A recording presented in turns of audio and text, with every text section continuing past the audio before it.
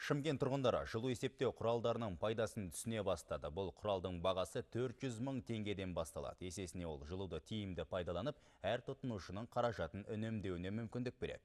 Облыста қазір сараланған тариф енгізілген. Сондықтан аталған құралды орнатқандар жылу ақысын 2 есе аз төлейді. Республикалық бюджет мұндай есептеу құралдарына 8 миллиард теңге жұмсайтын болады. Алайда бұл қаражатты тұрғындар 4 жыл ішінде бөліп төлеу арқылы қайтаруы тиіс. Сондаған есептеу құралы бір жолы үйдің меншігіне қалады. Қазақстанда бұл жүйеге қазірдің өзінде 46 үй тіркелген. Әр үйге орнатылған құралдан қажетті деректер орталық базаға автоматты түрде түсіп отырады. Ал болашақта әрбір тұтынушы кез келген уақытта жылуды қандай мөлшерде пайдаланғанын онлайн режимде біле алатын болады.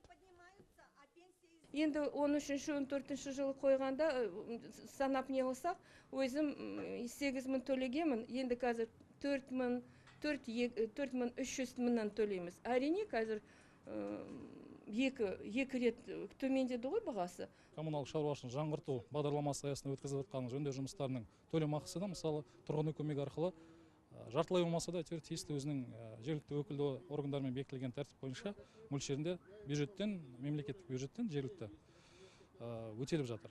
Яғни бұл қондырғында егер аз қамтамасыз етілген азаматтарды осы жергілікті атқарушы органның белгіленген тәртібі негізінде тиісті төлем ақысының мөлшерін осы жергілікті бюджет арқылы өтеуге болады.